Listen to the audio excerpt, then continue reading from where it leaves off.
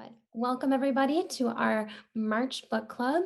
It's good to see you guys back. I know I took a slight break in February to have my daughter, but I am back in action here.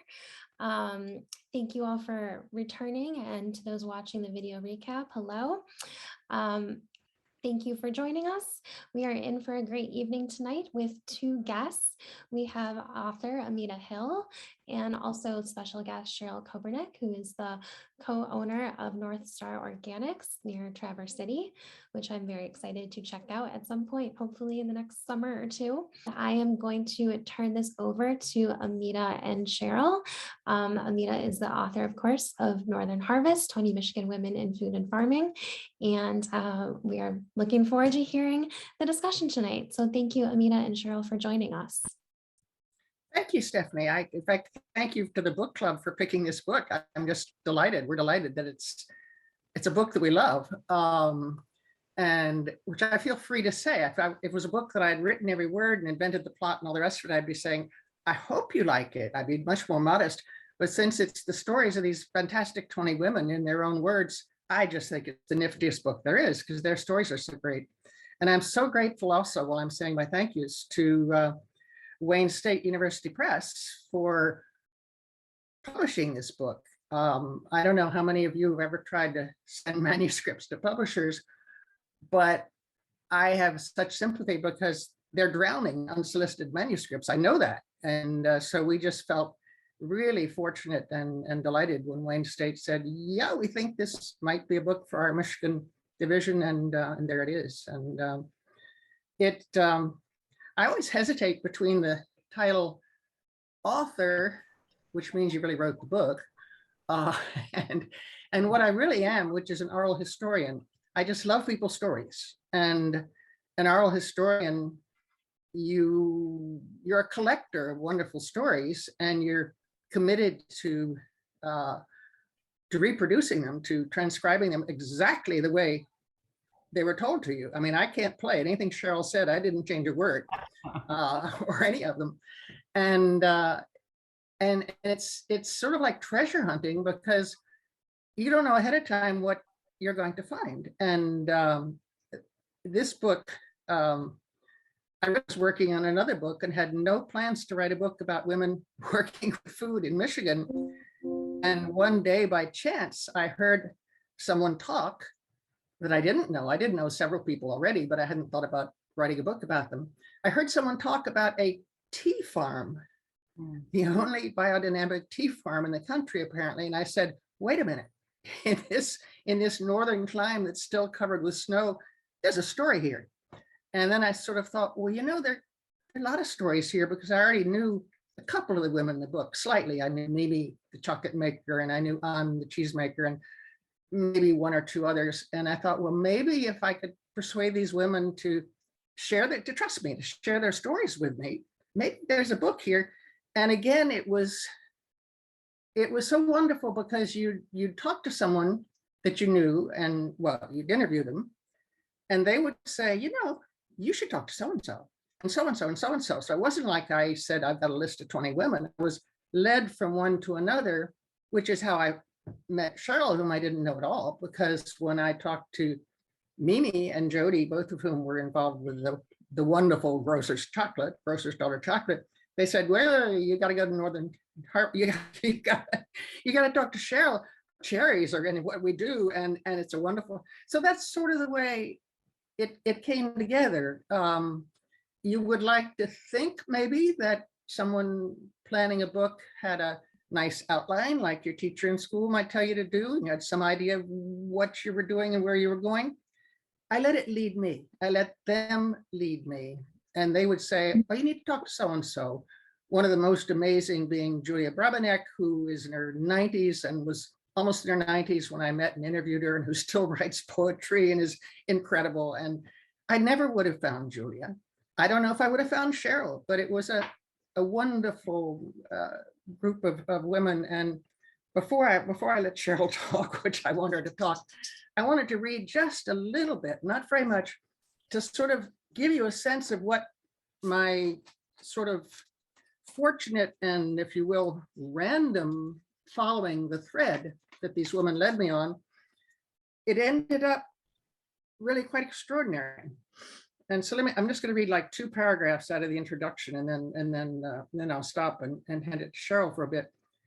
The primary influence for almost all the women in this book was a mother or grandmother, which is not surprising, right? The cultural and culinary heritage from parents or grandparents included Danish, Polish, French, German, Lebanese, Finnish, Italian, Czech, Lithuanian, and Ukrainian. I had no idea when I started. I was thinking cherries and cheese, right? This extraordinary diversity of national backgrounds and foods. In these stories, the Lebanese or German or Italian grandmother often holds center stage. Donna Folgarelli remembered that every Sunday morning we went to grandma's house by 10:30 in the basement, learning to roll gnocchi and making the homemade sauce. Local restaurants play an important role in a community when they source directly from farms and wineries. The different artisans also support one another.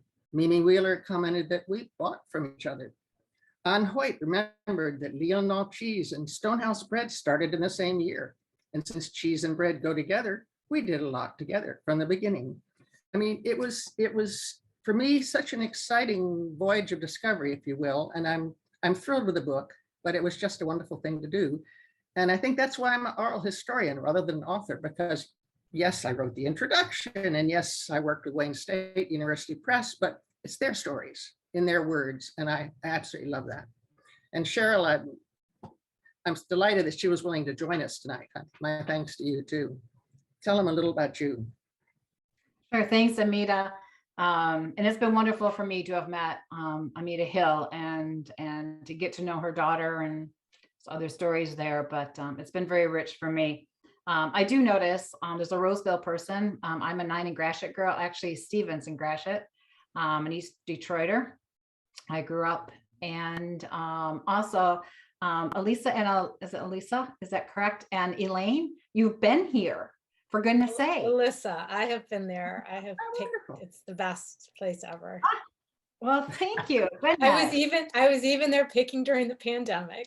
Okay, you saw our cherry, so yeah, that was we struggled, but we figured out, we hope, a safe way for folks to come in 2020 to still partake and have some UPIC that was done safely. So thank you for that. And your mom is enjoying your jam too, I see in the chat. So that's great. I love it. So yeah, so I'm Cheryl Kobernik. We have now owned the farm for 37 years. This will be our 23rd year, I believe, certified or organic, and we've had a number of organic certifiers. Yep, so just for those who are interested, we get certified every year.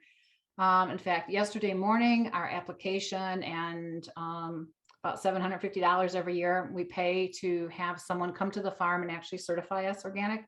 So they look through all of our records. It's kind of like doing income tax every year. So we get certified every year right now through Global Organic Alliance. So fortuitously, downstairs, I can hear them talking a little bit. My son is here from Denver, and for a week before he starts a new job. So we have a number of trees that have fallen on our deer fence. So I guess the guys just came in from removing a few of those trees and fixing our deer fence. So no matter what time of the year, there's always farm work to be done. So we're still progressing with that this time. I am more than glad, by the way, to not one of those speakers that you can interrupt anytime with a question. I'll try and keep an eye on the chat, but certainly just interrupt and unmute and ask me anything. I asked Cheryl if she'd be willing to share with you just a couple of pages from her story, for those of you who haven't seen the book yet, telling about that transformation into an organic farm. It's wonderful. It's a wonderful story. Yeah, that's well, yeah.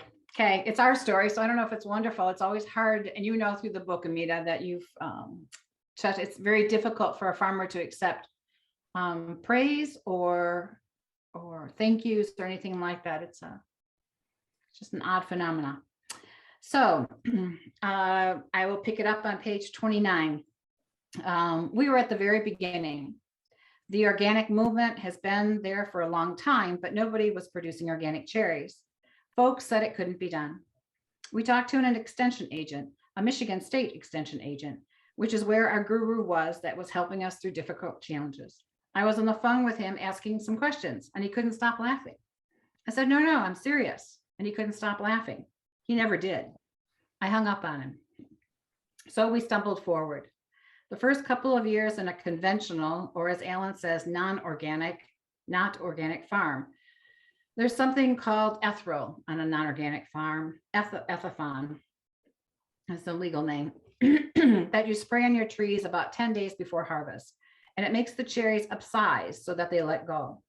You come through with shakers and you don't want to have to shake too hard and you want your cherries to let go easily. So we've been using that. Picture us standing in a field at a friend's house, a group of about 4 farmers there. And they said, how are you going to get the cherries off the trees? You can't use ethafon, can you?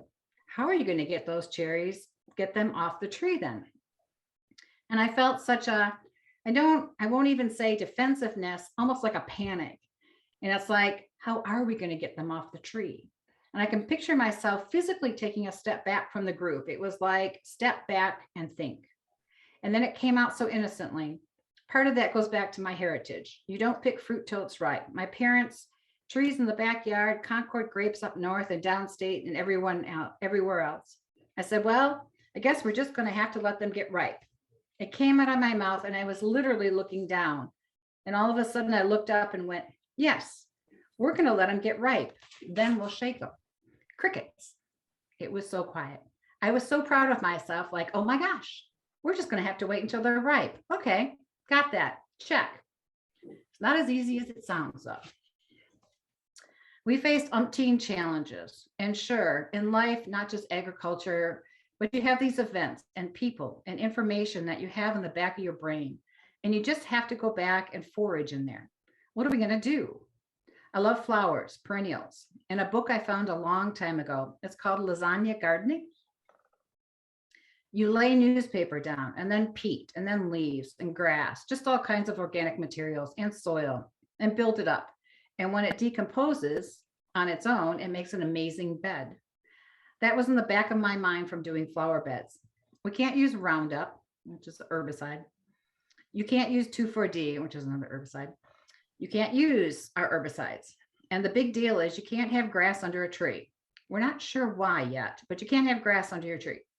So we started lasagnaing underneath our trees. I drove to Toronto in a snowstorm with my 2 kids. I don't know where Alan was, to buy a shredder that would hold a square bale of hay, and brought it back here. We used to go up to the Record Eagle, the daily newspaper in Traverse City. And I don't know how to say it. We would dumpster dive for the newspapers that were left over that the newspaper delivery guys had brought back. They were bundled. We got to be really good friends with the production company and the Record Eagle in Traverse City. So they would save the misprints for us. They would save extra advertisements. We couldn't do anything with glossy at that time. We knew that. We would go up every 2 to 3 days in the spring with 2 apple boxes, 3 by 3 by 3 foot boxes, and fill them with whatever was around. I got to the point where they would say, leave us the box, we'll fill it for you. They were so thrilled that this was getting used. It was such a great synergy. And so we would put the newspaper through the shredder and shred it and put it underneath the trees. Then we'd go back over it with a bale of hay and cover it. It looked as though we had used Roundup. It was all brown underneath the trees with the hay. It was amazing. The shredded paper will hold moisture. It kept the root system cool. There was amazing microbiology underneath it. You could just put your hand in it. No rain for 4 days. You could stick your hand under there and it was still moist. There were earthworms and all kinds of creepy crawly things that I can't identify, but there was a lot of microbiology going on down there.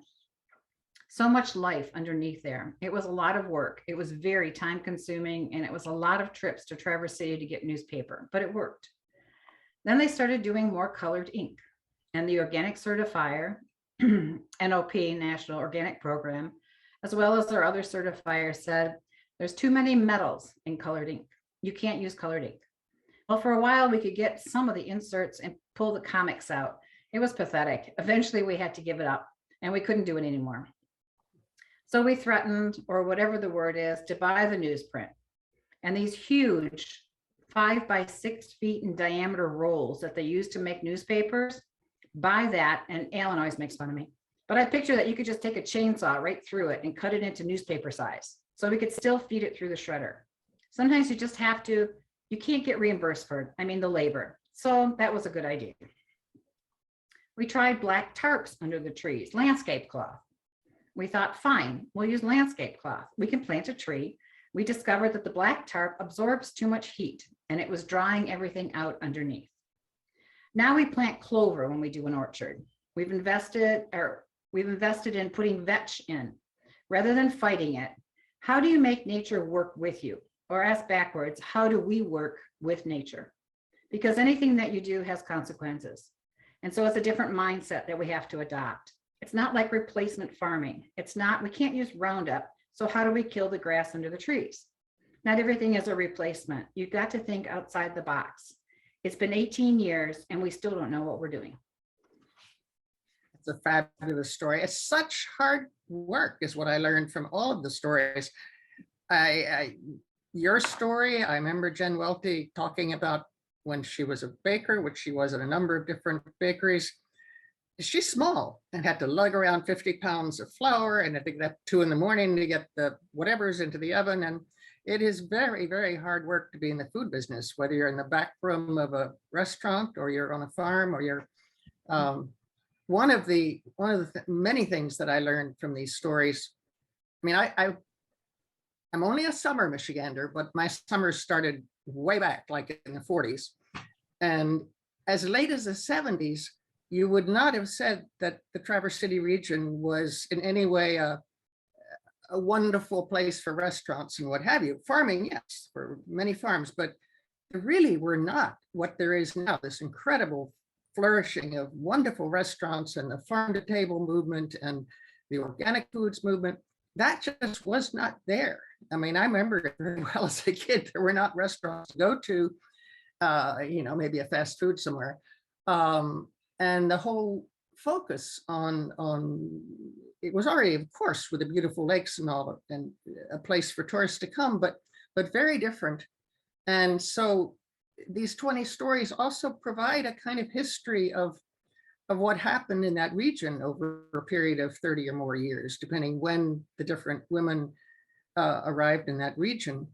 And again, as I say, I never knew ahead of time, and I never said to them ahead of time. I had no agenda of what they were going to say. I think Cheryl can confirm this. I basically have 2 questions when I interview people, which are, were you born here or when did you come here? And with this book about food, my second one was, what got you interested in food? And then I shut up and let the tape run for an hour while they told me whatever they wanted to tell me and didn't tell me what they didn't want to tell me. And it provided a real history of the region in many, many different, as a culinary history, because as recently as the 70s, it was someone locally described it as a culinary wasteland. And if you look at it now, it's just extraordinary, absolutely extraordinary. And one of the things that I also discovered and did not know in advance, perhaps Cheryl might have known it, I certainly didn't know it. The 2 women who, to my mind anyway, have done the most for American cuisine in the last 50 years are Julia Child in my earlier years and Alice Waters more recently. And for heaven's sake, one of the women in the book worked with Julia Child and Simca. And Alice Waters' sister lives in Traverse City. I couldn't get her to be in the book, but so that the culinary riches and the culinary connections that have come into this region are just absolutely extraordinary.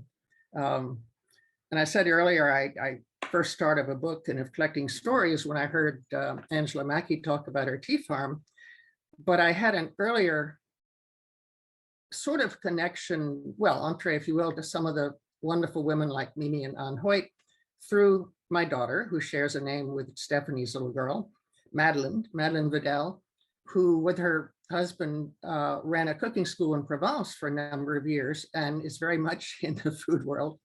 And in the Traverse City region at one point was a cheesemaker and now is a chocolate maker. But so she knew some of these people. And again, I had not thought in advance of the book, but I'm just so thrilled with the way it turned out and by these marvelous women and their stories and the hard work. I mean, I've been a teacher all my life and a writer. I tell you, I don't think I've ever worked a day compared to what Cheryl's done or Jenny or some of the others. So it really was quite wonderful.